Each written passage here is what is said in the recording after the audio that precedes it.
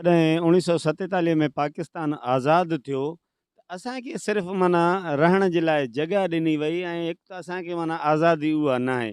ऐं 76 साल में जेके बि गवर्नमेंटां आयूं, त छा असांजी अवाम सिर्फ़ु इहे मांगर मच्छ ऐं नांग पालिया आहिनि?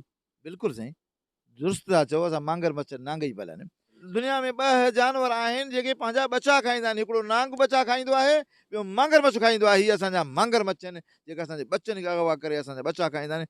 इहे MNA MPA न आहिनि, इन खे MNA MPA न, इहे मांगर मच्छ असां पाले करे इन मांगर मच्छनि खे असां अजरक विझी करे इनखे तहफ़ुज़ ॾेई करे असां वॾो इनखे गुलनि में वॾा वॾा नाला लिखी करे, पर हक़ीक़त में इहे मांगर मच्छ आहिनि जेके असांजे बचनि खे अगवा बि कराइनि, असांजे बचनि जा हक़ बि खाइनि, असांजे बचनि जे नाले ते सियासत बि कनि, वरी साॻियो असांजे बचनि खे खाइनि। इहे ॿ मांगर मच्छ आहिनि। 76 साल थिया आहिनि पाकिस्तान ठहे, कश्मीर खे यूनिवर्सिटी मिली आहे? न, जैकम्बाद खे, न, शिकारपुर खे न मिली आहे? न। टंडोला यार खे, टंडो आदम खे मिली आहे यूनिवर्सिटी? ख़ैर मीरपुर ख़ास खे, उमरकोट खे न मिली आहे? घोटकी घोटकी में पंहिंजी में न आहे, घोटकी में जेको न, ॿियो नंबर आहे टैक्स घोटकी ॾींदड़। यूनिवर्सिटी न मिली आहे? न, माना जॾहिं असां नांग मोकिलिया आहिनि त नांग छा कंदो? ॿचा खाईंदो न? नांग बचा खाईंदो। नांग ॿचा खाईंदो न, मांगर मच्छ छा कंदो? ॿचा खाईंदो न। उहे ई ॻाल्हि 76 सालनि में हुन असांखे ॾिनो छा आहे?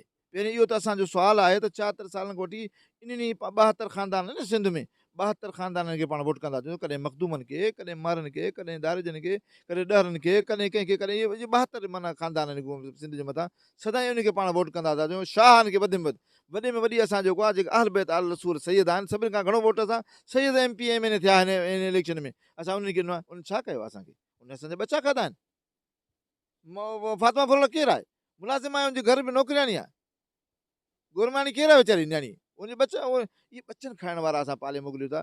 जेतिरे ताईं क़ौम ग़रीब मिसकिन असां जहिड़े माण्हू खे, मिसकिन माण्हू खे वोट ॾेई करे, जेको गॾा गाॾे ते मोटर साइकिल ते जेको मिसकिन पैदल घुमे थो, जेको दर्दनि सूरनि खे सम्झि हुनखे न मोकिलींदा मथे, एतिरे ताईं जेतिरे ताईं अञा 75 76 साल थी विया आहिनि, अञा नांगनि खे मोकिलींदा, अञा मांगर मच्छनि खे मोकिलींदा, त बग़ैर कया बचा जेका नहीं खाई वेंदा।